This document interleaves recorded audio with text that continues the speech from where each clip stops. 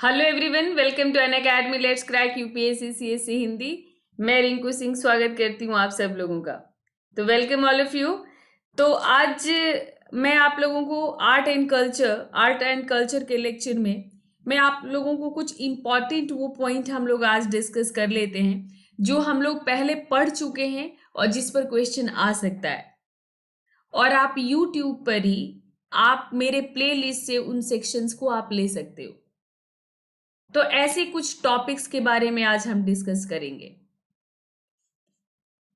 जिस पर मैं यहां पर आपको सिर्फ यही बताऊंगी कि क्वेश्चन आने की संभावना कहां कहां से है और उसको मेरे YouTube के किस प्लेलिस्ट से आप उसको ले सकते हो।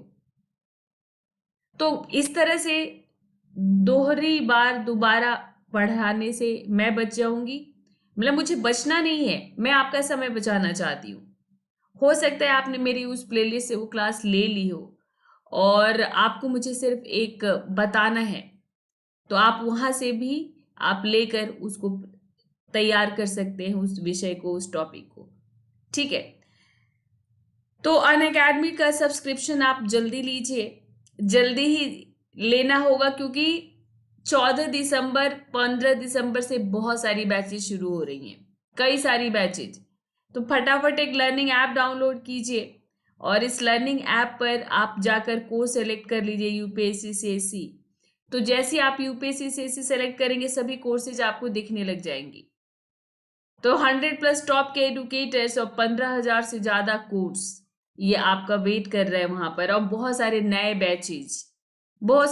बैचेज शुरू हो रहे हैं। ठीक है। तो रिंकू लाइव मेरा कोड है, रिंकू लाइव मेरा कोड आप यूज करते हो तो आपको प्लस सब्सक्रिप्शन आप लेते हैं तो आपको 10% का जो डिस्काउंट मिलेगा मेरे कोड को यूज करने के बाद। तो आपका 44,550 रुपये में 1 साल का, 64,800 में 2 साल का और 3 साल का आपका हो जाएगा 81,000 में। ये 12th वाले स्टूडेंट के लिए। तो ये प्लस सब्सक्रिप्शन आपका मेरे कोड के साथ। आइकॉनिक सब्सक्रिप्शन आप लेते हैं तो अगेन आप जब रिंकू लाइव कोड यूज करते हैं तो आपको 10% का डिस्काउंट मिल जाता है। यानी जो आपका 69,500 का कोर्स है वो 62,550 का हो जाएगा। 1,07,000 का जो कोर्स है वो 96,000 का हो जाएगा और 1,41,000 का जो कोर्स है वो 1,26,900 का हो जाएगा मेरे इस कोड के साथ। तो आपको पता है कि आइकॉनिक सब्सक्रिप्शन में आपको मतलब live classes, test series, unlimited practice, पूरा स्ट्रक्चर शेड्यूल तो आपको मिलता ही है। साथ साथ आपको एक पर्सनल कोच मिल जाता है जो डेली आपसे मेंस का क्वेश्चन आंसर प्रैक्टिस कराता है, आपका स्टडी प्लान करने में आपको हेल्प करता है, आपको एक पर्सनलाइज्ड फीडबैक देता है और अनअकैडमी आपको एक ऐप डाउनलोड करवाती है जिस ऐप पर आपको रोज का करेंट अफेयर, रोज मेंस के क्वेश्चंस और मॉडल आंसर्स आपको प्रोवाइड किए जाते हैं। तो आइकॉनिक सब्सक्रिप्शन के ये सब फायदे हैं। और जैसा कि पता है आपको कि आप सिर्फ ऑप्शनल का भी अब सब्सक्रिप्शन ले सकते हो। तो सिर्फ ऑप्शनल का सब्सक्रिप्शन आप लेते हो मेरा अगर कोड यूज करने के बाद, ये सारे जो आप ऊपर फी देख रहे हो मेरे कोड को यूज करने के बाद ये सारी फीस, इसमें आपको 10% का डिस्काउंट मिल जाएगा। तो इसमें भी आपका 24,750 रुपये का 1 ईयर का आपका ऑप्शनल का सब्सक्रिप्शन हो जाएगा। तो ये आपका, ये भी 1 महीने से लेकर 3 साल तक का है। तो मैं आपको ये एडवाइज करूंगी कि 1 साल से कम का मत लेना किसी भी तरह से, और 24,750 रुपये में आपका 1 साल का ऑप्शनल हो जाएगा। तो जीएस का अलग हो चुका है अब अनअकैडमी का, और ऑप्शनल का अलग हो चुका है, और इसके लिए आपको अलग अलग सब्सक्रिप्शन आपको लेना होगा। और एक साथ आप अनअकैडमी पर ही, ऑनलाइन ही दोनों की आप तैयारी कर पाएंगे। ठीक है। तो बहुत सारे एक्साइटिंग प्रोग्राम अनअकैडमी ने आपके लिए लॉन्च किया है। तो जो कॉम्बैट है वो एक ऐसा कंपटीशन है जिसमें आप लोग जीतोगे अगर, जिसमें आप भाग लोगे, आप अपना नॉलेज इनहेंस करोगे, भाग लोगे नॉलेज भी इनहेंस करोगे, नॉलेज इनहेंस तो होगा ही आपका, साथ में आपको बहुत सारे प्राइजेस भी मिलेंगे। तो ऑल्टरनेटिव संडेज पे 11 बजे ये आपका एक ऑल ओवर इंडिया एक क्वेस्ट होता है, एक कंटेस्ट होता है, जिसमें मतलब 45 मिनट में 60 क्वेश्चंस, ठीक है। 13 इस तरह के क्वेस्ट हैं, 13 कॉम्बैट हैं, 6 सेक्शंस, रिलेटिव स्कोरिंग होगा इसमें आपका। और इसमें आप फर्स्ट प्राइज लेते हो तो एप्पल मैकबुक मिलता है आपको, सेकेंड में आपको एप्पल का आईपैड मिलता है, थर्ड प्राइज में एप्पल का एयरपॉड्स मिल जाएगा आपको, और टॉप 100 में अगर आप आ जाते हो, तो टॉप 100 में आप आते हो तो आपको 1000 रुपीज का अमेजोन का आपको वाउचर मिलेगा, 1000 रुपये का। तो ये सब कितना अच्छा है, आपकी पढ़ाई हो रही है, आपकी तैयारी हो रही है, और आपको प्राइज भी मिल रहा है। तो ये अनअकैडमी आपके लिए लेकर आया है। और जैसा कि आप जानते हैं कि 2021 के लिए सिर्फ 6 महीने बचे हैं, सिर्फ 6 महीने। 27 जून को आपका प्रीलिम्स है, 27 जून को आपका प्रीलिम्स है। उसके लिए अनअकैडमी ने बहुत सारे कोर्सेज लॉन्च किए हैं। तो एक आपका चैंपियंस, ये 15 दिसंबर से स्टार्ट हो रहा है, 6 मंथ का ये जीएस बैच है, 6 मंथ का जीएस बैच है, जिसमें पूरा कॉम्प्रिहेंसिव आपको पूरा जीएस कवर कराया जाएगा प्रीलिम्स के लिए। इसके साथ साथ 21, 22, 23 तीनों के लिए कोर्स लॉन्च हो रहा है, 2021 के लिए, 2022 के लिए, 2023 के लिए। और जैसा कि मैं आपको हर बार बताती हूँ कि अनअकैडमी सिर्फ और सिर्फ सब्सक्रिप्शन पर पढ़ाने के लिए अलग से एडुकेटर्स को हायर करती है, जिनको आप लोग कई बार यूट्यूब पर नहीं देखते। तो हमारे कोर्सेज भी वहाँ पर हैं, पर ये बैच कोर्सेज आपके लिए बहुत बेनिफिशियल हो जाती हैं। तो इसमें आपका 21, 22, 23 के लिए बैच शुरू हो रहा है 14 दिसंबर से। तो 14 दिसंबर से ही 21 के लिए भी बैच शुरू हो रहा है, 2022 के लिए भी शुरू हो रहा है, और 2023 के लिए भी शुरू हो रहा है। तो ये बाइलिंगुअल भी है, पूरा हिंदी मीडियम से भी है। जो मिशन करके आपका बाइलिंगुअल है, लक्ष्य करके आपका हिंदी मीडियम से हो रहा है, और एक्सपेडिशन करके आपका इंग्लिश मीडियम से हो रहा है। तो जिनका सिर्फ हिंदी मीडियम है वो भी, उनके लिए भी बैच है। जो सिर्फ इंग्लिश में क्लास लेना चाहते हैं उनके लिए भी है, और जो बाइलिंगुअल यानी कंटेंट जिनको इंग्लिश में चाहिए और क्लास हिंदी में चाहिए उनके लिए भी। तो ये कई सारे बैचेस 14 दिसंबर से शुरू हो रही हैं, 21, 22, 23 के लिए जल्दी से अपने को एनरोल्ड कर लीजिए। बस आपके पास आज का दिन बचा है, एनरोल कर लीजिए, आपका एक भी लेक्चर नहीं छूटेगा।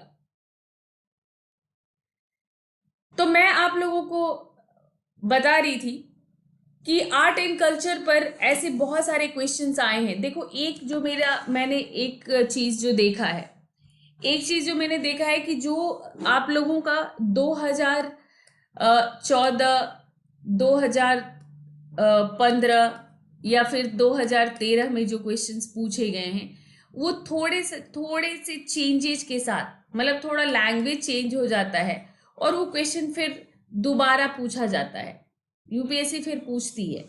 तो जैसा कि आपने पिछले 3-4 सालों में देखा है कि आपके कॉन्सेप्चुअल क्वेश्चंस ज़्यादा हैं, जिस पर मैं बातचीत कर चुकी हूँ कि कॉन्सेप्चुअल क्वेश्चंस को आंसर कैसे करना है। जीएस पेपर 1 में ही आर्ट एंड कल्चर का आप मेरा लेक्चर देखना, आपको अगर अभी तक आपने नहीं लिया है तो उसमें आपको पता चल जाएगा, ठीक है। उसमें आपको पता चल जाएगा कि किस तरह के कॉन्सेप्चुअल क्वेश्चंस जो मतलब आपके पूरी तरह आप कॉन्सेप्ट पर ही उसका आंसर दे सकते हो, उस पर मैंने पूरा पढ़ा दिया है। वो आपकी कल्चर पर भूमंडलीकरण का क्या प्रभाव हुआ है, उदारीकरण भूमंडलीकरण का क्या प्रभाव हुआ है, किस तरह से भारत में हर जगह हर क्षेत्र में आपको एक अलग संस्कृति दिखती है, तो विविधता से संबंधित किस तरह कला एवं संरक्षण को बचाने की आवश्यकता है। ये सब इस तरह के प्रश्न कई बार से पूछे गए हैं। जो टिपिकल कला एवं संस्कृति से जो प्रश्न है, तो उसमें जैसे 2019 में आपको गांधार कला पूछा है, और गांधार कला मैं पढ़ा चुकी हूँ आपको। तो ये गांधार कला क्योंकि 2019 में पूछा है, तो 2020 में तो गांधार कला नहीं पूछेगा।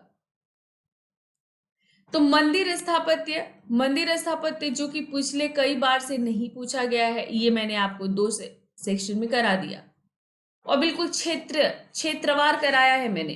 तो अगर आपको शैली के आधार पर पूछे तो और या फिर आपको ये क्षेत्र के आधार पर पूछता है तो अब आप इसको आप कर पाएंगे। इसके अलावा जिन क्वेश्चंस की मैं आप लोगों को बात करने वाली हूं, जैसे आपने देखा कि 2018 में एक क्वेश्चन पूछा है चैतन्य पर। चैतन्य, तो ये जो चैतन्य थे ये आपके भक्ति आंदोलन के एक संत थे और इन पर आपका प्रश्न आया था। तो ये जो भक्ति आंदोलन है, भक्ति आंदोलन आपका मध्यकालीन इतिहास का पार्ट है ये, ठीक है, ये मध्यकालीन इतिहास का पार्ट है। और यहां से इसको ये कल्चर में ये आपसे पूछा जा रहा है, कल्चर में, क्योंकि जैसा कि आप जानते हैं कि हिस्ट्री में एंशिएंट हिस्ट्री, मेडिवल हिस्ट्री का के कल्चर पार्ट से ही आपको क्वेश्चन पूछा जाता है। बाकी कोई भी राजनीतिक प्रश्न नहीं पूछा जाता, वो सिर्फ आपका आधुनिक भारत से पूछा जाता है, आधुनिक भारत में राष्ट्रीय आंदोलन भी। तो अब इसमें आपको जो प्रश्न पूछे गए हैं, तो पहले नंबर पर मैं बात कर रही हूं आपकी सैंधव कला या नगर निर्माण का। तो ये मैं आप लोगों को बहुत बार मैंने YouTube पर ही आप लोगों को पढ़ाया है। तो ये भी आपको सैंधव कला और नगर निर्माण नितिन सिंघानिया के प्लेलिस्ट में, मतलब आपको हिस्ट्री में भी मैंने पढ़ाया है, तो ये आपको आर्य शर्मा जो एंशिएंट हिस्ट्री मैंने पढ़ाई है, एंशिएंट हिस्ट्री में आपको मिल जाएगा। अगर आप हिस्ट्री में इसको नहीं ढूंढना चाहते तो आप इसको सीधा नितिन सिंघानिया के प्लेलिस्ट में इसको सर्च कीजिए और वहां से इसको तैयार कर लीजिए, सैंधव कला और नगर निर्माण को। और अभी मैंने एक उपिंदर सिंह का सीरीज शुरू किया है, आप उपिंदर सिंह की सीरीज से भी इसको पढ़ सकते हैं। तो उपिंदर सिंह ने और बेहतर तरीके से कराया है। तो आप इस टॉपिक को, ये आपका सैंधव कला पर जो आपका ये प्रश्न आया था, ये आया है आपका, कब आया है, नगरीय, ये आपका 2014 में पूछा है, लास्ट 2014 में पूछा है। उसके पहले भी बहुत बार पूछा है, उसके पहले भी नगरीय ये आपका 2014 में सिंधु घाटी सभ्यता की नगरीय आयोजना और संस्कृति ने किस सीमा तक वर्तमान युगीन नगरीकरण को निवेश प्रदान किए, मतलब अभी जो अर्बनाइजेशन हो रहा है उसमें किस तरह से उसमें सिंधु सभ्यता के भी प्रभाव देखे जा सकते हैं। तो जाहिर है कि सिंधु सभ्यता का आपका मेन जो नगरीय योजना वही ग्रिड पैटर्न पर सड़कें और ड्रेनेज सिस्टम, नालियों की व्यवस्था और सड़कों के किनारे किनारे घर। और इसका एक और खासियत था, एक तो ये आपको आज भी आधुनिक शहरों में दिख रहा है जो प्लान्ड सिटीज बन रही हैं। भारत में बहुत सारे अनप्लान्ड सिटीज हैं, जैसे आप बनारस, कानपुर, फैजाबाद, फर्रुखाबाद, लखनऊ, इस तरह के शहर हैं। हालांकि लखनऊ में भी अब प्लांट बन रहा है, जो नया एरिया बस रहा है, पर जो पुरानी सिटीज हैं वो इतने प्लांट नहीं है, कलकत्ता। लेकिन जो नए शहर बन रहे हैं वो पूरी तरह प्लांट बन रही हैं। तो इसमें जो सार्वजनिक जो भवन होते हैं, जो सरकारी भवन होते हैं वो एक तरफ, जैसे सिंधु सभ्यता में प्रशासकीय भवन सीताडेल में मिला, और आम लोगों के रहने का एक तरफ। तो बड़े भवन एक कतार से, छोटे भवन एक कतार से बने। तो इस तरह से सिंधु सभ्यता में भी देखा गया था। ग्रिड पैटर्न पर सड़कें, सड़कों के किनारे घर, मुख्य सड़क से लगी हुई छोटे छोटे पतले पतले सड़क जिनके दोनों तरफ घर, और नालियों की सुचारू व्यवस्था। तो यही आप लोगों का नगर निर्माण आयोजना पूछा था। और कला में भी मातृदेवी की मूर्तियां, नर्तकी की मूर्तियां, तो ये सब मैं आप लोग को पढ़ा चुकी हूँ। तो आप इस टॉपिक को, ये क्योंकि 2014 में पूछा गया है, 6 साल हो गए हैं, ये 6ठा साल है, तो 5-6 साल में क्वेश्चंस रिपीट होते हैं। तो इसको आप जरूर पढ़कर इस पर आंसर राइटिंग की प्रैक्टिस कर लेना आप। तो ये आप या तो नितिन सिंघानिया के प्लेलिस्ट से देखिए, नितिन मैंने गलत लिखा, नितिन पे, इस पर भी हर सही ही रहेगा, नितिन सिंघानिया, ठीक है, नितिन सिंघानिया से देख लीजिए, और या फिर जो मैंने उपिंदर सिंह की सीरीज शुरू की है वहां से, उपिंदर सिंह की सीरीज से आपको मिल जाएगा ये। तो वहां से इस टॉपिक को अच्छी तरह से पढ़िए और फिर इसको आप लिखिए। इसके बाद जो और आप लोगों का जो क्वेश्चन पूछा गया है इसमें, तो जैसे कि आपका 2016 में, ठीक है, 2016 में आपको पूछा गया है 2 क्वेश्चन, 2016 के 2 क्वेश्चन की बात मैं करूंगी। तो एक क्वेश्चन में तो आपका पहला क्वेश्चन और दूसरा क्वेश्चन 2016, और उसके बाद अभी पूछा नहीं गया है। तो पहला क्वेश्चन है आपका बौद्ध स्थापत्य पे, बौद्ध स्थापत्य पर पूछा है, ठीक है। तो ये जो बौद्ध स्थापत्य है, बौद्ध स्थापत्य भी मैं बहुत बार पढ़ा चुकी हूं आपको। ये क्वेश्चन पूछा था कि प्रारंभिक बौद्ध स्तूप कला, तो ये बौद्ध स्थापत्य में पूरा का पूरा अगर बौद्ध स्थापत्य पर पूछता है तब तो इसमें आप चैत्य, विहार और स्तूप तीनों की बात करेंगे, लेकिन इसने बौद्ध स्थापत्य में सिर्फ स्तूप कला पर पूछा है, सिर्फ स्तूप कला पर, कि स्तूप कला में लोक वर्ण्य विषय एवं कथानकों को दर्शाया गया है, लोक वर्ण्य विषय एवं कथानक इसमें दिखाया गया है। तो लोक वर्ण्य मतलब जैसे लोक कलाओं को, इसमें लोक कलाओं को इसमें दिखाया गया है, और लोक जैसे इसका पूरा का पूरा प्रतीकात्मक अर्थ है। और आप ये देखेंगे कि जैसे इसमें जो गुंबद है, तो शुरू से ही आपने भारत के में गुंबद देखे, और ये जो गुंबद होती थी ये एक तरह से ध्यान अवस्था में बैठे हुए बुद्ध को दिखाया, कि जैसे कोई योगी ध्यान की मुद्रा में बैठा हुआ है, कोई योगी ध्यान की मुद्रा में आसन लगाकर बैठा है, वैसे आपने ऐसे देखे ना, ऐसे रेलिंग बना होता था और इसके ऊपर ऐसे गुंबद थे। जैसे ऐसे मान लो कि सबसे पहले ये गुंबद है और इसके नीचे आप देख रहे हो कि ऐसा मेधी बना है। तो इस तरह से योगी का इसमें दिखाया गया, मतलब स्तूपों में इस तरह के प्रतीक चिन्ह है, ये उनके अवशेषों पर बना, बुद्ध के अवशेषों पर बना। और इसमें जो है आपका, जैसे बुद्ध ने कहा था कि मेरी मृत्यु होने पर मेरे शरीर के को स्तूप में रख देना, इसलिए बना गया था। तो जो स्तूपों की कलाकृति, ये मतलब जो ये स्थापत्य है, तो ये हर जगह ये दिखा आपको। तो ये जो मतलब आपका इसमें जो ये गोलाकार दिखा है, जो वृत्ताकार दिखा है, ये बुद्ध के शुरू से उपदेशों को चक्र के रूप में दिखाया गया, यानी बुद्ध के उसको धर्म परिवर्तन कहा गया। बुद्ध के प्रथम उपदेश को क्या कहा गया? धर्म परिवर्तन कहा गया, धर्म चक्र प्रवर्तन, तो हमेशा से धर्म चक्र प्रवर्तन को हमेशा से चक्र के रूप में दिखाया गया है। तो इसीलिए सारनाथ के स्तंभ पर भी चक्र है और स्तूप में भी इसीलिए ये चक्र की तरह ये इसको दिखाया गया है,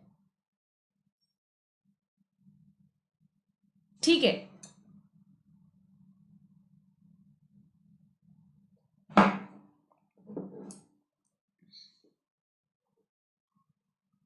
तो इसमें बौद्ध स्थापत्य के क्या क्या अंग हैं? तो एक गुंबद है, गुंबद के ऊपर हर्मिका के भीतर एक छत्र है, ठीक है, एक छत्र है, और चारों तरफ एक गुंबद की चारों तरफ एक पहली रेलिंग है जिसे मेधी कहा गया, फिर नीचे सीढ़ियां हैं, फिर एक दूसरी रेलिंग है जिसे आपका वेदिका कहा गया, इसको मतलब जिसमें प्रदक्षिणा पथ होता था, लोग वो लगाते थे, चारों तरफ प्रवेश द्वार था। तो इन सभी ये कहते हैं कि जो चारों तरफ जो तोरण द्वार थे, जो प्रदक्षिणा पथ भारत में एक पुराना वो है। जब भी पब्लिक किसी भी पवित्र स्थान पर जाती है तो वो प्रदक्षिणा करती है, मतलब उसका वो लगाती है, परिक्रमा करती है। तो ये जो परिक्रमा था, ये परिक्रमा जो है भारत का मतलब एक आप ये कह लीजिए कि बहुत प्राचीन काल से ही भारत में ये चला आया है, बहुत प्राचीन काल से ही।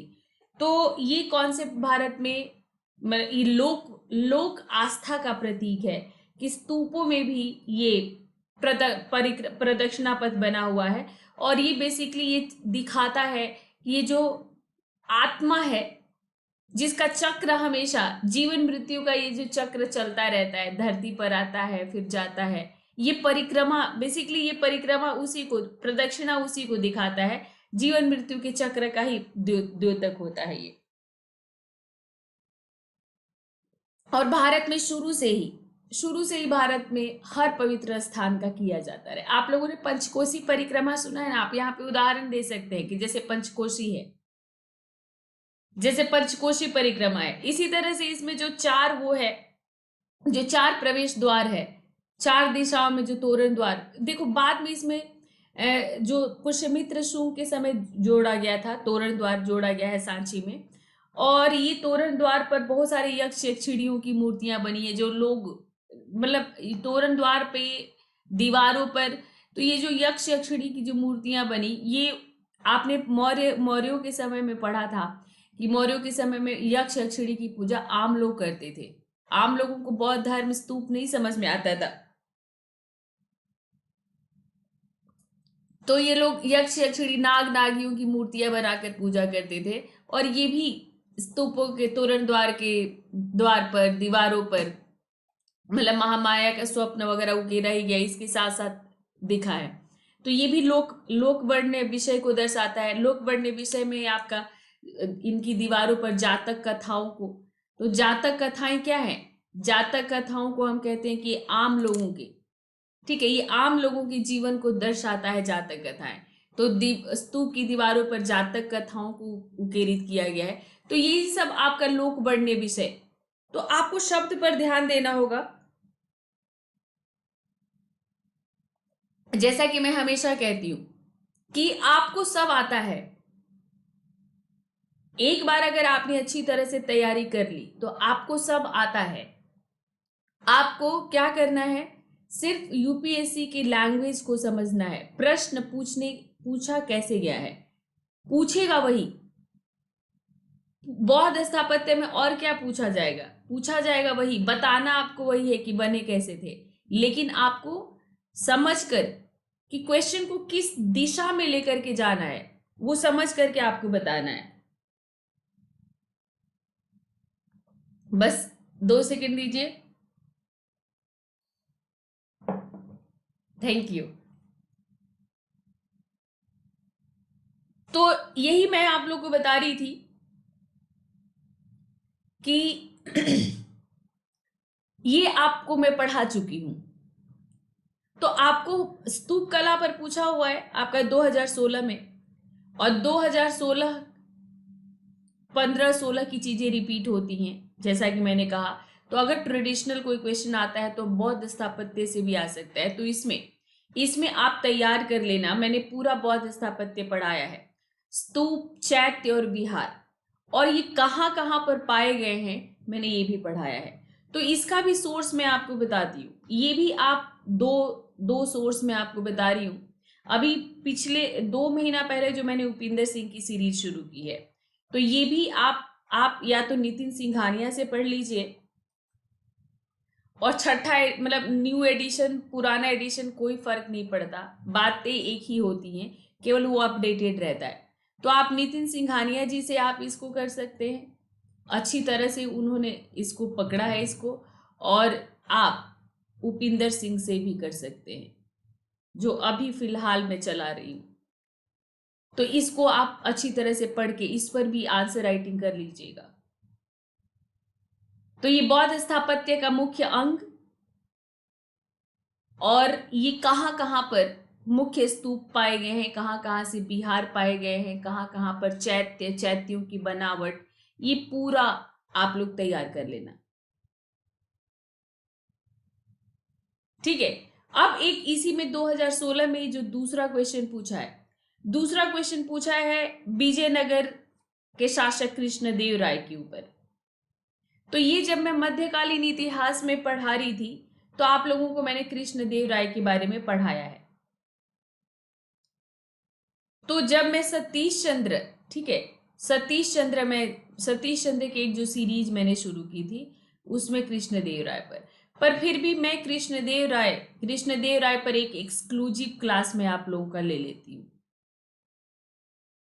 ठीक है, ताकि आपका और एकदम क्लियर हो जाए इनको, क्योंकि साहित्य और कला के संरक्षक थे। तो आपका जैसे विजयनगर, ये बेसिकली ये आपका विजयनगर है, ये विजयनगर के शासक थे तुलु वंश से। तो स्पेशली कृष्णदेव राय के बारे में पूछा है। विजयनगर में आजकल हम्पी बहुत ज्यादा चर्चे में रहा है। तो ये हम्पी पर मैंने विशेष क्लास ली है आप लोगों की,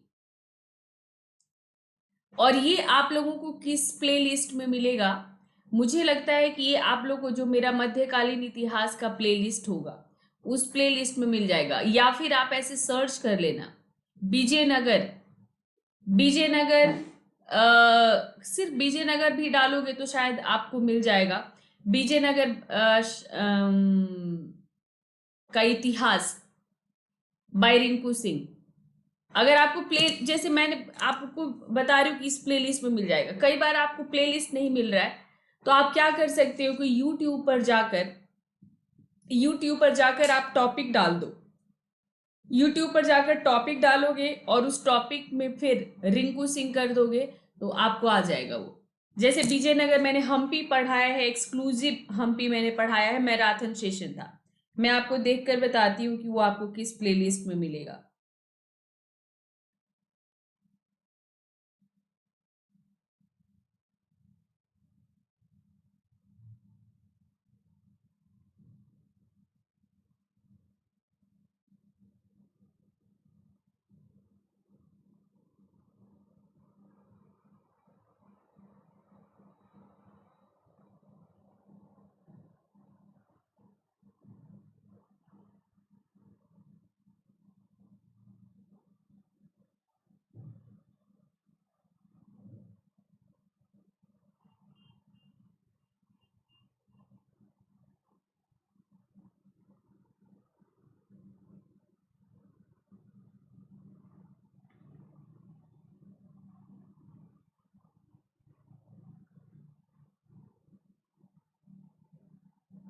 हाँ जी।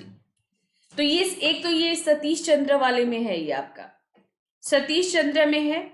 और सतीश चंद्र के अलावा अलग से मैंने सिर्फ और सिर्फ हम्पी पे, तो ये एक आप लोगों को ये मिल जाएगा मिसलेनियस में।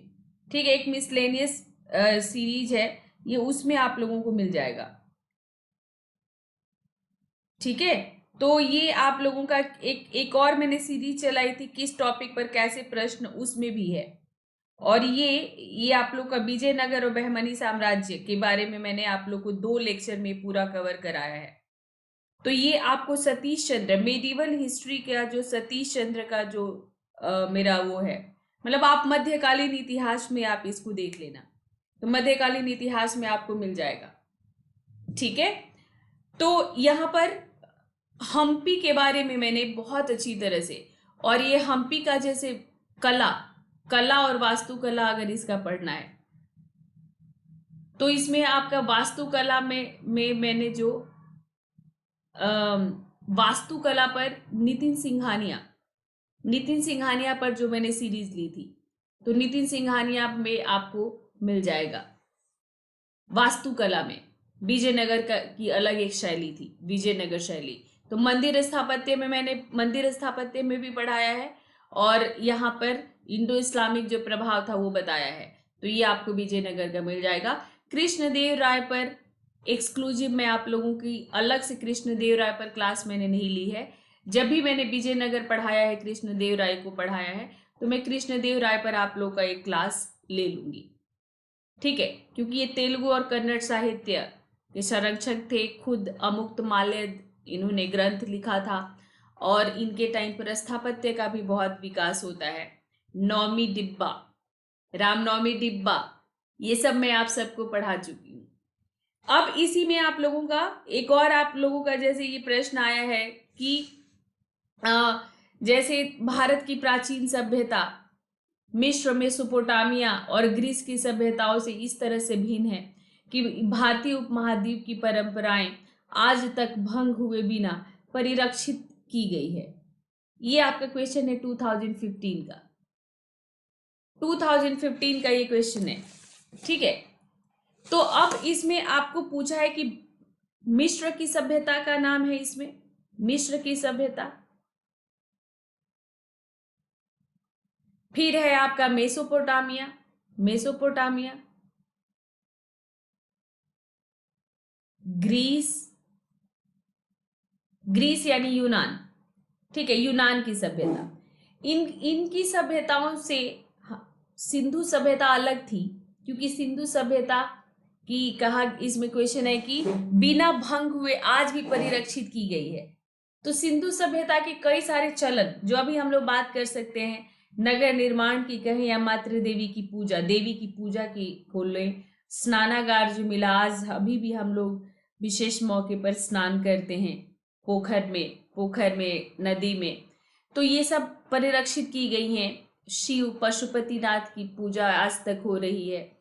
मूर्ति कला, जो आभूषण बनाने का जो उनका तरीका था, ये सब कुछ आज भी चल रहा है। तो इसके लिए लेकिन इस प्रश्न को, ऐसे प्रश्न का उत्तर लिखने के लिए आपको प्राचीन सभ्यताओं के बारे में जानने की जरूरत है। तो प्राचीन सभ्यताओं के बारे में आप कैसे जानोगे? तो आप यहां पर मैंने विश्व वर्ल्ड हिस्ट्री की एक सीरीज शुरू की है थी, ठीक है, अर्जुन देव की वर्ल्ड हिस्ट्री की। उसमें world history by Rinku Singh करेंगे, आपको मिल जाएगा। इसमें मैंने इन सभी सभ्यताओं के, जितनी भी प्राचीन सभ्यताएं थी, सभी प्राचीन सभ्यताओं के बारे में मैंने पढ़ाया है।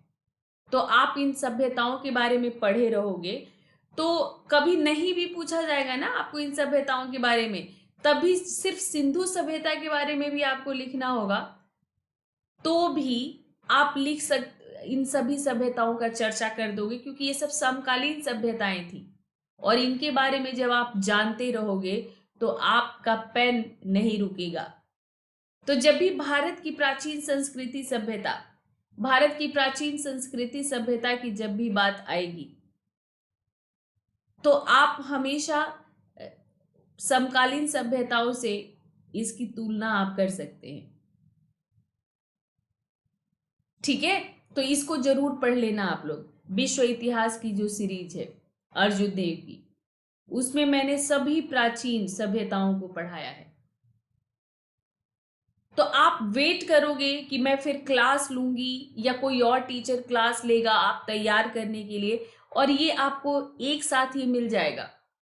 तो कला एवं संस्कृति में ऐसे भी प्रश्न पूछे जाते हैं, तो आज इसीलिए मैंने विशेष तौर पर इसीलिए मैंने ये कराया कि जो चीज मैं पहले पढ़ा चुकी हूँ वो उस चीज को आप क्यों ना आप पहले से ही ले लो। तो जैसे चैतन्य के बारे में आपको पूछा गया है, और चैतन्य के बारे में जैसे मैंने भक्ति आंदोलन कराया है आप लोगों का, तो ये भक्ति आंदोलन आपको मध्यकालीन इतिहास में मिल जाएगा। और ये कला एवं संस्कृति में भी मैंने पढ़ाया है। आर्ट एंड कल्चर में भी मैंने आप लोगों को ये भक्ति संतों के बारे में, सूफी संतों के बारे में अलग से सीरीज मैंने पढ़ाया है आप लोगों को। सूफी संत, भक्ति संत ऐसे सर्च कर सकते हो। तो भक्ति संतों पर चैतन्य जैसे पूछा गया, किसी और पर पूछा जा सकता है, वल्लभाचार्य पर पूछा जा सकता है, अन्नमाचार्य पर पूछा जा सकता है, इन सब के बारे में। और एक क्वेश्चन आपका पूछा है गया है 2014 में क्वेश्चन है कि सूफी और मध्यकालीन रहस्यवादी सिद्ध पुरुष हिंदू मुसलमान समाजों के धार्मिक विचारों और रीतियों या उनकी बाह्य संरचना को पर्याप्त मात्रा में बदल नहीं पाए थे। टिप्पणी कीजिए। तो ये जो भक्ति आंदोलन 12वीं शताब्दी में जो शुरू हुआ था, भक्ति और सूफी आंदोलन, तो ये जो अपने अपने धर्मों में इन लोगों ने काफी सुधार करने का प्रयास किया था और तत्कालीन जो समाज है उस पर इन्होंने चोट भी की थी, जो कुरीतियां व्याप्त थी उस पर चोट भी किया था इन्होंने, लेकिन बहुत ज्यादा बदल नहीं पाए थे। तो आपको ये पूरा बताना होगा कि इसमें कौन कौन कुप्रथाएं उस समय कौन सी थी। तो कुप्रथाएं कुप्रथाएं जो आज भी मौजूद है, वही सबसे जो खराब व्यवस्था भारत में रही है, जाति और छुआछूत। ठीक है, जाति और छुआछूत वाली भावना ये बहुत ज्यादा बढ़ी हुई थी। कर्मकांड बहुत ज्यादा बढ़ा हुआ था। इन सब पर ही इन लोगों ने प्रहार किया था। अब उसमें कबीर हो गए, हिंदू मतलब भक्ति संतों में सभी आपका एक धारा महाराष्ट्र से निकला था, एक उत्तर भारत में था, दक्षिण भारत में था, पश्चिम में भी नरसिंह मेहता जैसे लोग थे। तो इन सब के बारे में सबकी चर्चा करते हुए आप मेंशन करेंगे। सूफी संतों को भी आप बताएंगे कि उन्होंने ऊंच नीच हर तरह के भेदभाव, जो भी खानकाह में जाता था कि कोई ऊंचा नीचा नहीं था, कोई बड़ा छोटा नहीं था, सबके साथ एक जैसा व्यवहार करते थे ये, और धर्म में भी कोई भेदभाव ये नहीं करते थे। ये सर्वेश्वरवाद में विश्वास करते थे, हर जगह ईश्वर है, वजहत उल वजूद। तो ये आप सूफी संत सर्च कर सकते हो, सूफी आंदोलन बाय रिंकू सिंह, भक्ति आंदोलन बाय रिंकू सिंह, और वहां से ये आप इसको तैयार कर सकते हो। पूरा डिस्कशन भी है सभी संतों के बारे में भी, सूफी दर्शन क्या था इस पर भी ये पूरा ये डिस्कशन हो चुका है ये। तो आप इस पर आप जब सर्च करेंगे तो आपको मिल जाएगा। तो इसको मुझे अलग से लेने की जरूरत नहीं है। ये जो आपका भक्ति और सूफी जो ये आपका टॉपिक है, हैंडराइटिंग पर मत जाना, पेन टैप से ऐसा ही हैंडराइटिंग होता है, इससे अच्छा लिखती हूं मैं। ठीक है, तो ये अलग, ये भक्ति और सूफी एक बार अच्छी तरह से तैयार हो गया तो या तो इस बार आर्ट एंड कल्चर में पूछ दिया जाए तो, और फिर ये आपका जैसे आगे जो 21 देंगे, 2022 देंगे, उनके लिए भी प्रीलिम्स वगैरह में बहुत इंपॉर्टेंट टॉपिक होता है। तो खैर 2020 को टारगेट करके मैं आपको सारी बातें बता रही हूँ, तो आप यहां से मतलब जरूर तैयार कर लेना, जरूर, बिल्कुल आपको अच्छी तरह से इसको तैयार कर लेना है। ठीक है, बिल्कुल। और इसके बाद एक और टॉपिक जो मुझे अभी पढ़ाना नहीं है और हमने कई बार पढ़ा है, तो वो है आपका संगम साहित्य। तो ये जो संगम साहित्य है, इस पर लास्ट जो क्वेश्चन आया है वो 2014 में आया है कि दक्षिण भारत के राजनीतिक इतिहास की दृष्टि से अधिक उपयोगी न होते हुए भी संगम साहित्य उस समय के सामाजिक और आर्थिक स्थिति का अत्यंत प्रभावशाली तरीके से वर्णन करता है, प्रभावी शैली में वर्णन करता है। तो हमें संगम साहित्य, ये मैं आप लोगों को नितिन सिंघानिया में भी साहित्य के तौर पर मैंने पढ़ाया है, और ये जो प्राचीन इतिहास, मेरा एक प्राचीन इतिहास का सीरीज होगा, प्राचीन इतिहास में भी मैंने आपको संगम साहित्य पढ़ाया है। इवन कई सारे स्पेशल क्लासेज आप लोगों ने ऐप तो डाउनलोड किया होगा, उस स्पेशल क्लासेज में भी आप लोग देखोगे तो वहां पर भी मिल जाएगा।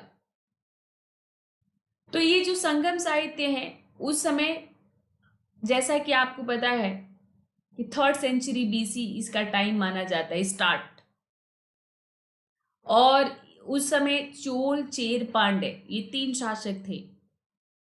पांड्य शासकों ने इसको संरक्षण दिया था। सबसे ज्यादा इन्होंने चेरों के बारे में लिखा है, चेर शासकों के बारे में।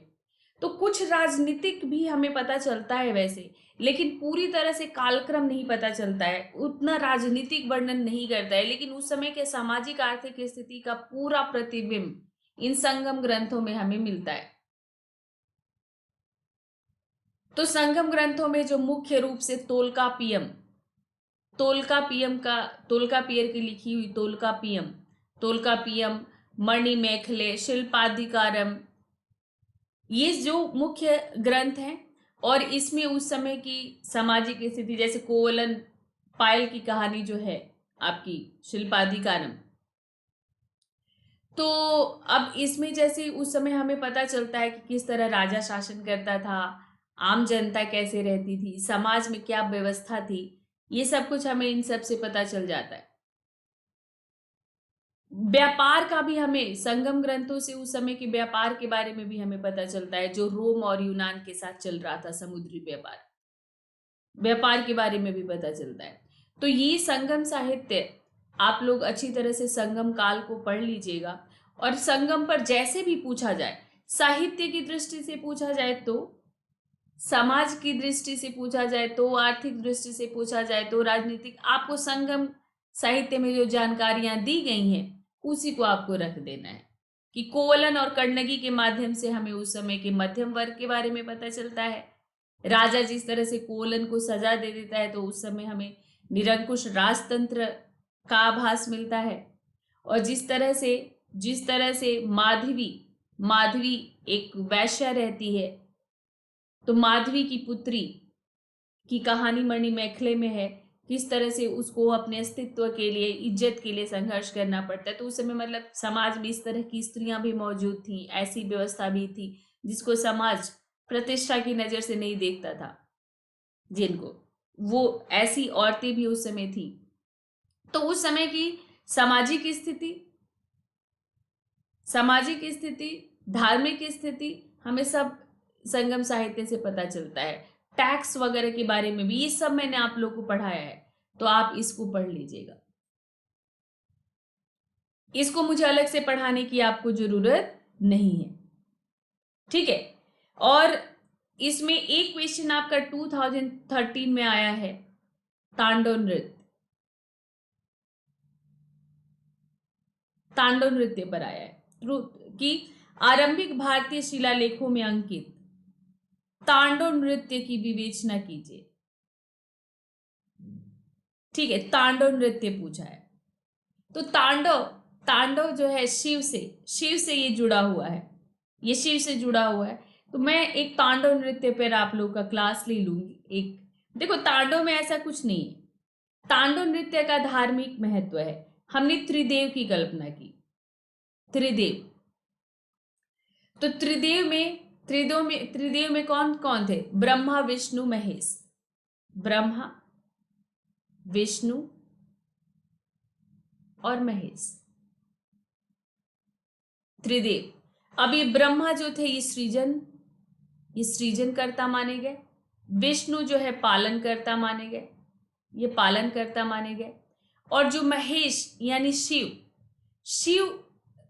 जब तांडव का मतलब विनाश, तो जब विनाश का भी सृजन जितना ही महत्व है कि जब विनाश होता है तभी तो फिर सृजन होता है।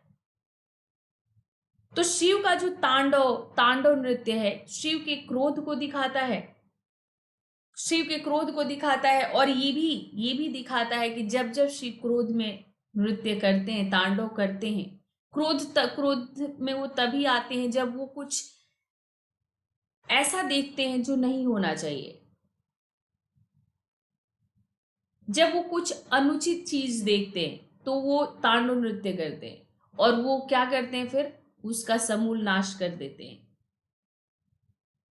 तो प्रकृति जो रोज हर बार नए रूप धारण करती है, तो ये तभी होता है जब कोई किसी खराब व्यवस्था का, किसी अनुचित व्यवस्था का जब नाश हो जाता है तो एक नई, उससे बेहतर, उत्तम व्यवस्था की स्थापना होती है। और तो ये खराब व्यवस्था का नाश शिव ने हमेशा तांडव नृत्य करके किया। तो विनाश सृजन का प्रतीक होता है, विनाश होगा तभी सृजन होगा। तो ये इसीलिए तांडव नृत्य का पूछा गया है, क्योंकि हमारे यहाँ तांडव मत करो, तांडव मत करो, तांडव का बहुत वेटेज रहा है, बहुत ज्यादा। और इसमें एक आपका नटराज पर पूछा गया है, ठीक है, नटराज पर। तो नटराज जो मूर्ति कला रही है आपकी, तो ये तांडव नृत्य में तो नहीं बढ़ा है, तो मैंने एक दो ऐसा एक मिसलेनियस आप लोगों का मैं ले लूंगी, आपको रिटेन में दे दूंगी। चलो भूल जाओगे तो मैं रिटेन में, आपको सब कुछ रिटेन में चाहिए होता है ना। तो मैं तांडव पर बांसुरी वादक कृष्ण, तांडव पर बांसुरी वादक कृष्ण पर पूछा है कि मतलब कृष्ण की क्या छवि है बांसुरी वादक, ये सब पर एक मतलब इन सब पर जो नहीं कराया मैंने, मैं लूंगी क्लास। लेकिन नटराज जो मूर्ति कला है ये आपको नितिन सिंघानिया से मिल जाएगा। आज नितिन सिंघानिया जी का स्पेलिंग मैं बार बार गलत लिख दे रही हूँ। तो नितिन सिंघानिया की बुक में जो चोल मूर्ति कला में जो है, मैंने चोलों की मूर्ति कला में इसको पढ़ाया है। चोल जो हम आपका ये वास्तुकला है जो मंदिर निर्माण का, उसी में आपका मूर्ति कला भी, चोल अपनी कांच से मूर्ति कला के लिए प्रसिद्ध रहे, जो लुप्त मूल तकनीक से बनाते थे। और नटराज जो कि चालुक्यों का मतलब एक मंदिर ही है नटराज की, तो सोमनाथपुरम में। और तो ये चालुक्यों के समय में भी नटराज की मूर्ति बनी, लेकिन सबसे ज्यादा चोलों के समय की। तो नटराज के बारे में ये पूरा का पूरा नटराज की व्याख्या मैंने की हुई है कि इनके जो चार हाथ के अलग अलग मीनिंग है, बाल का अलग मीनिंग है, पैर के नीचे एक बौना है उसका एक अलग अर्थ है। इसको आप लोग कर लीजिएगा, नटराज को जरूर कर लेना, ठीक है, नटराज को कर लेना आप लोग। और ये मैंने करवाया हुआ है। इसी तरह से मैं आप लोगों को एक और आप लोग को बताती हूँ। देखिए ब्लैंक शीट है, नहीं है, ओके, एक सेकेंड। तो मैं आज पूरा मेरे पास प्रिंट है, 10 ईयर्स मैं हमेशा प्रिंट करके रखती हूँ, आपके पास भी होना चाहिए। क्वेश्चन पेपर डाउनलोड करो और उसका प्रिंटेड फॉर्म निकलवा लो। बुक की तरह थोड़ा सा हो जाता है, ठीक है, थोड़ा सा बुक की तरह ऐसे हो जाता है, लेकिन अच्छा रहता है, ये आपके पास रहता है तो पतली सी, इतने में आपका पूरा 10 साल का आ जाता है। तो इसमें आप लोगों को जैसे मैंने आप लोगों को वास्तुकला पर कई बार क्लास ली हुई है, नितिन सिंघानिया की क्लास ली है मैंने इस पर पूरा। जब सीरीज चल रहा था तो हर टॉपिक पर एक एक क्लास ली है मैंने, हर टॉपिक पर एक एक क्लास। और बाद में मैंने मैराथन सेशंस भी लिए थे वास्तुकला पर। तो वास्तुकला में मंदिर वास्तुकला से लेकर सल्तनत कालीन, मुगल कालीन, आधुनिक वास्तुकला और क्षेत्रीय वास्तुकलाओं के बारे में भी मैंने आप लोगों को पढ़ाया है। तो इसको आप लोग पढ़ लीजिएगा। इसमें जैसे आप लोगों का मंदिर वास्तुकला में चोल वास्तुकला पूछा हुआ है आप लोग का 2013 में, चोल वास्तुकला। और इसके अलावा आधुनिक काल पर भी आप लोग का पूछा है कि लॉरी बेकर के बारे में, लॉरी बेकर। तो ये जो मैंने आधुनिक वास्तुकला में आ जाएगा, अंग्रेजों के आने के बाद मैंने पूरा लॉरी बेकर के बारे में, ठीक है। लॉरी बेकर को भारतीय वास्तुकला की अंतःचेतना का रक्षक कहा जाता है। इस पर आप लोगों को बस क्या कारण है कि लॉरी बेकर को कहा जाता है, तो ये क्लास आप लोग ले लीजिएगा। यह वास्तुकला जो आप लोग पढ़ोगे ना, तो वास्तुकला की पूरी सीरीज में जो आधुनिक वास्तुकला मैंने पढ़ाई है उसमें वो ये आपको एक्सक्लूसिवली नितिन सिंघानिया की सीरीज में ही आपको मिलेगा। तो वहीं पर आप इसको पढ़ लेना अगर पूछा जाता है तो, ठीक है। बाकी मैंने वही मैं आप लोग को देख रही थी कि 7-8 साल के क्वेश्चंस रिपीट होते हैं। और ये जब भी एक चित्रकला का एक क्वेश्चन चित्रकला का है, ये चित्रकला ये आपका 2010 में पूछा है, तो 2010 में ये भी मैं पढ़ा चुकी हूँ आप लोगों को, इसलिए मैंने बताया कि आज पढ़ाए हुए सबको मैं करूंगी। तो इसमें आपका जो है मधु क्वेश्चन है 2010 का, 2010 का क्वेश्चन है कि इनके महत्वपूर्ण अभिलक्षणों पर प्रकाश डालते हुए मधुबनी कला, मधुबनी कला, ठीक है, मधुबनी कला, मंजूषा कला, मंजूषा कला और राजस्थानी कला,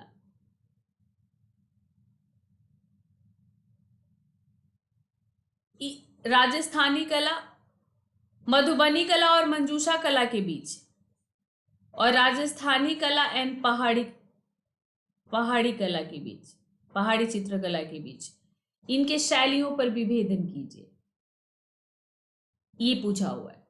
मधुबनी कला और मंजूषा कला दोनों बिहार से संबंधित है। मंजूषा में मैंने आप लोगों को कहानी भी सुनाई थी कि वो कैसे मनसा माँ नागिन का रूप धारण करके डस लेती हैं, तो वो मंजूषा बनाकर वो राजकुमारी अपने पति को लेकर निकल जाती है, पति के प्राण वापस लेकर के आती है। तो ये लोग मंजूषा व्रत भी भागलपुर के लोग करते हैं, भागलपुर तरफ के लोग, और उस दिन मंजूषा बनाई जाती है, ठीक है। तो ये मधुबनी कला और मंजूषा कला दोनों बिहार से संबंधित है। राजस्थानी कला और पहाड़ी कला ये दोनों ही जो है मुगल चित्रकारों, मुगल दरबार के चित्रकारों के द्वारा विकसित कला है। जब औरंगजेब के समय से उनको संरक्षण नहीं मिला और औरंगजेब ने जब उनको बाहर निकाल दिया, तो उसके बाद से ये आपको मिलता है। तो मैं खूब अच्छी तरह से आप लोगों को मैंने चित्रकला में पढ़ाया है। तो ये चित्रकला का जब लोक चित्रकला आप पढ़ोगे, लोक चित्रकलाएं, तो लोक चित्रकला में आपको ये मिलेगा नितिन सिंघानिया की सीरीज में, नितिन सिंघानिया की सीरीज में इसको पढ़ना लोक चित्रकला में। और इसको जो है क्षेत्रीय कला, चित्रकला की क्षेत्रीय शैलियां, क्षेत्रीय शैलियां उसमें आपको ये मिल जाएगा, तो इसको भी पढ़ लेना, कुछ ज्यादा आपका जाएगा नहीं, और अगर पूछा जाता है तो दिक्कत क्या है, तो इसको भी पढ़ लेना आप, ठीक है। अब बाकी जो है मतलब इसमें कुछ कुछ चीजें जो आपकी छूटी हुई हैं वो मैं आप लोगों को पढ़ा दूंगी, ठीक है। इसमें मैं और देख के जो मैंने नहीं आपको कराया है वो मैं आप लोगों को आर्ट एंड कल्चर में करा दूंगी, ठीक है। तो चलिए फिर 10 दिसंबर से शुरू हो गया है इतिहास का बैच, और जितनी जल्दी आप ज्वाइन कर सकते हैं कर लीजिए, क्योंकि जब छूट जाता है तो पकड़ में नहीं आता। रिकॉर्डिंग के साथ साथ फिर लाइव लेना थोड़ा मुश्किल होता है मैनेज करना, ऐसे क्लास वाइज चलोगे तो आपके लिए बेहतर रहेगा। समाजशास्त्र का भी बैच जल्दी ही एंड ऑफ द मंथ आपको रिफ्लेक्ट होने लग जाएगा, और जीएस बैच सभी पेपर के लिए मेरा चल रहा है। तो इसमें मेरा जो तरीका है वो यही है कि पूरा 3 स्टेप स्ट्रैटेजी रहेगा। एनसीईआरटी से शुरू करके, ये अनअकैडमी पर चल रहा है, एनसीईआरटी से शुरू करके और मुख्य परीक्षा को ध्यान में रखते हुए, प्रीलिम्स फैक्ट्स को नोट करते हुए, प्रीलिम्स फैक्ट्स को नोट करते हुए, मुख्य परीक्षा को ध्यान में रखकर, जो भी मान्य किताबें हैं उनका आधार बनाकर, चैप्टर पढ़ते हुए, नोट्स बनाते हुए, चैप्टर वाइज नोट्स बनाते हुए चलोगे। मेरा पीडीएफ मिलेगा, पर जब तक हैंड रिटेन नोट्स नहीं बनाओगे फायदा नहीं होगा। तो चैप्टर पढ़ते हुए, नोट्स बनाते हुए और आंसर राइटिंग प्रैक्टिस साथ साथ करते हुए चलना है, क्योंकि सबसे ज़्यादा प्रॉब्लम आपको आती है किस में, तो सबसे ज़्यादा प्रॉब्लम आती है आंसर राइटिंग में, ठीक है। तो आंसर राइटिंग प्रैक्टिस साथ साथ करते हुए हमें चलना है। History sociology batch already Unacademy पर है, आप आएंगे तो आपको ये बैच मिल जाएगा। तो आपको कैसे आना है, रिंकू लाइव कोड के साथ, रिंकू लाइव कोड के साथ आप आएंगे, आपको 10% का डिस्काउंट मिलेगा और आपको मेरा complete guidance through out your preparation and till your selection. तो ये है मेरा टेलीग्राम लिंक, यहीं पर मैं अपने सेशंस के PDF शेयर करती हूँ। तो आप बिना स्पेस का @रिंकू सिंह हिस्ट्री डालेंगे, आप ज्वाइन हो जाएंगे। तो आप इस पे जरूर ज्वाइन हो जाओ। और बाकी बैच शुरू हो गया है, शुरू होने वाला है कल से।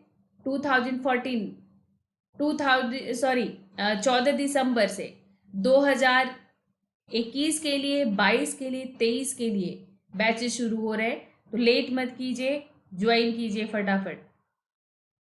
पर आना है आपको रिंकू लाइव कोड के साथ, बैच उसको पढ़ना है। कोड में आप रिंकू लाइव के साथ आएंगे ताकि मैं आपको गाइड करते हुए चलूं। आप उस बैच में पढ़ोगे और साथ में मैं आपको गाइड करूंगी कि कैसे नोट्स बनाना है, कैसे याद करना है, क्या स्ट्रैटेजी रखना है, आंसर राइटिंग आपका चेक करूंगी मैं। तो लेट्स क्रैक इट। तो मिलते हैं चले नेक्स्ट सेशन में। तब तक के लिए आप सब लोगों को all the best. Thanks for watching this session. Take care. Bye bye.